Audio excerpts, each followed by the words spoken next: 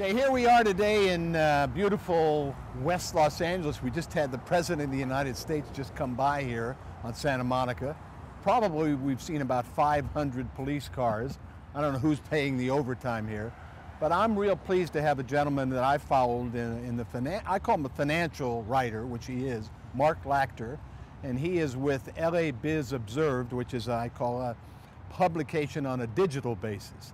And he used to work for the Daily News, and he used to, many moons ago, be with the San Francisco Chronicle. He's on the radio with KPCC, and he also works for LA Magazine. We're going to talk about the city budget, we're going to talk about the Dodgers, and maybe just talk about overall the financial situation in the state and maybe the federal government if we have time. So Mark, thank you very much for taking the time. Pleasure. And let's sit down here and have a chat. Well, here we are at a Little League field because baseball, Mark, is real big in this town. We'll get to that in a few minutes. It's getting bigger all the time. Yes, it is, with possible takeovers by the National League and Major League Baseball. Let's talk about this budget, though.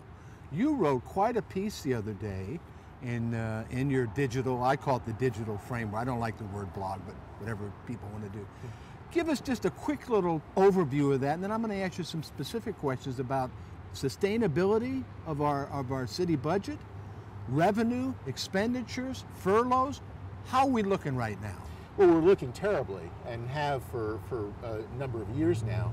The new budget that's coming up for the new fiscal year has a deficit of, it depends on how you count it. It could be anywhere from 350 million to 450 million. It's bad, no matter what number you use. And so the mayor came out with his budget proposal a few days ago that tries to tackle that huge deficit and come up with a way of getting it down to zero, which of course he has to do. And it's one of those sort of smoke and mirror budgets. This is a guy who has 2 years left in his term, and you could just see the duct tape and the scissors. They're trying to do whatever they can to sort of just get over the hump by making, various cuts here and there, one-time revenues that are going to bring in some money, and not really dealing with some of the structural problems the city has. They went and tried this routine with selling all the public garages, and that thing hit a wall. Hit a wall. Because it wasn't going to make any money really over the long term. In fact, it cost the taxpayers millions of dollars. Yeah, they were hoping, I think, to make something like $50 million from that leaseback arrangement.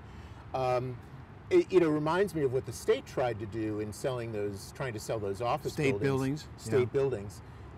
They were hoping to get, I don't know, about $1.5 billion, and Governor Brown took a look at this, and long term it would have been a worse deal for taxpayers because of all the interest that would be charged on this. So they wouldn't be getting a good deal at all.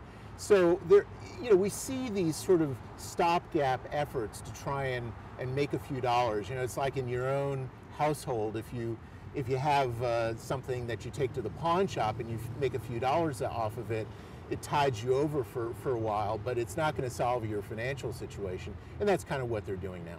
And I saw some kind of figure of 687 people that might lose their job as part of this.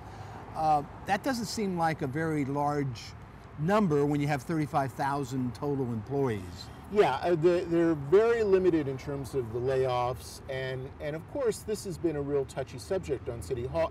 Whenever they come up with a plan that involves any sizable number of layoffs, the City Council is just bombarded with people complaining about all the various services that are going to be cut.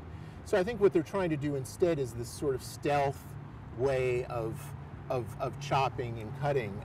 One of the things they're doing is really trimming significantly police overtime, and yet at the same time they're saying, well, we're not going to cut actual number of officers, we're going to cut overtime.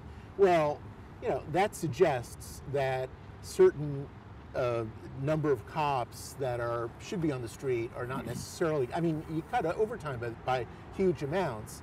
Something's got to give. There's a reason why cops are are on overtime. So you're looking at, and fire department has been cut back quite significantly. So very slowly but surely, you're seeing a degradation of services in the city. They're not doing it in all one big bang because politically that would be very difficult. So this is how they're doing it. I read in the LA Times, I think yesterday, and I couldn't believe this hasn't been done on a regular basis. Wilshire Hotel owed $3.5 million in bed taxes. They finally, in fact, the city attorney worked it out and pays the sheriffs, county sheriff's people, to go over to the hotel, and every day they take $40-something thousand that is rightfully the taxpayers' money or the city's money. Why hasn't this been done before, Mark? I can't believe that they haven't used the enforcement arm of the county sheriff that the regular people use all the time. Well, there have been efforts at enforcement in various ways. I'm thinking of the efforts at collecting parking ticket revenue. That is helpful, but only to a certain extent. You reach a point where it costs more money to actually try to go after these people than the money you're actually going to receive. So it's one of these sort of stopgap, desperado measures that a city will do. It doesn't speak to the bigger problems, things like the pension problems that the city faces, hundreds of millions of dollars in shortfalls that they're going to have to come up with somehow, some way, and that's not really being dealt with. I was very surprised, Mark, to see my former councilwoman that I helped myself in Studio City, Wendy Gruhl, who used to be umbilical cord tied into Mayor Antonio. And as soon as that budget came out, she took a whack at it pretty hard. Now, she's just distancing herself from the mayor because he's kind of toxic right now? Well, he's toxic, and B, she's running for mayor in a couple of years. So she clearly wants to distance herself from someone who is not popular and has not been very effective in terms of getting things done in the city.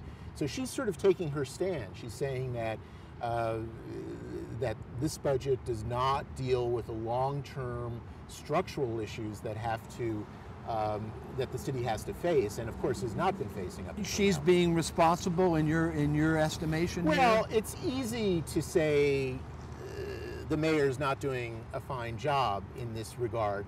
It's a lot tougher to start working with the council and for them to really get tough on some of these very big issues, and they are tough because we all have agendas, and the people who work for the city of Los Angeles, they have an agenda. Their agenda is they want to hold on to their jobs. They don't want their jobs to really change a whole lot. And that is what is really at odds with what has to happen, which is a real streamlining of the way the city operates. And so you have these conflicting agendas. You have a council that is not really very savvy when it comes to sort of the financial realities. And of course they're in terms of their constituencies, they respond to the demands that they make. So it becomes very, very difficult for them to take action that is going to make a big difference. Okay, this budget's going to go now to the full council. It's going to go to the budget committee with committee first, and it's going to drag on for a while. Right, but we'll have Mr. Parks involved with it, who's been in that chair for a while. He's got great expertise, in my estimation. Yes. What do you think is going to be his main priority in getting rid of the smoke and mirrors and maybe getting to a real budget? And what are the things that you think he'll either keep in or cut that the mayor has proposed? It's really tough at this stage because what really needs to be done, as I say, is a big streamlining of the way the city operates. Austin Butner, the deputy mayor who just left and is also running for mayor, took a real stab at this with regard to the red tape, a lot of the just horrendous red tape that's involved in businesses trying to get permits and fees and so forth. And he came up with a notion of a streamlining, of using technology to make the process easier, to save money, maybe probably to eliminate some positions in the process. And of course he's gone now. So goodness knows what's going to happen with that. This is the problem. It is such an enormous challenge of taking the city government and just kind of tearing it apart, that nobody wants to deal with that. Certainly the council doesn't want to deal with it. The mayor doesn't want to deal with it. We'll see what happens with the candidates, and it'll be very interesting from that standpoint in terms of the mayoral race. But you'd say that the chairman, Mr. Parks, it's appeared to be in the past serious about taking on some of these issues. Well, he's one guy. Yeah, I know, but as far as at least setting the scenario where some direction, some leadership, and calling on his colleagues, come on, we've got to fix these things up. Well, again, he's been doing this for a while. I mean, he's been pretty responsible and pretty knowledgeable in these matters, but many of the other council members have not. And again, he's one guy, and I'm not sure at the end of the day how influential he's going to be in terms of the overall budget package. He brought up an interesting point the other day when this budget was announced, talking about the revenues that are coming in, and of course this budget proposal has a number, how much in permits, how much in property taxes, how much in everything can the city expect to bring in. From a revenue standpoint. Yeah, and oftentimes that number turns out to be a lot lower than what's in these initial papers. So when it's lower, then you're once again having to, to slice and dice and figure out what to cut. So there are it's very, budgets are complicated, and budgets change too. Budgets change every week because the numbers change every week depending on, the estimates versus the realities, and so it's a tough job. What's your guess the date, and then we'll finish this part of our interview up. The date the budget will be signed by the mayor. Has to be done before July 1st. Well, yeah. Supposed to be. It's supposed to be. I don't know. I don't have the first clue. I will tell you that I'm thinking about the parking lot situation that was supposed to happen in the current fiscal year, and they were talking about it, what was it, in January, February, March, they were first voting on whether to proceed with this thing. Even though you sign a budget, doesn't mean that it's the end of the line. There are adjustments, there are additional cuts that sometimes have to be made. It's not just July 1st and that's the end of it. Thanks very much. Thanks, Jack.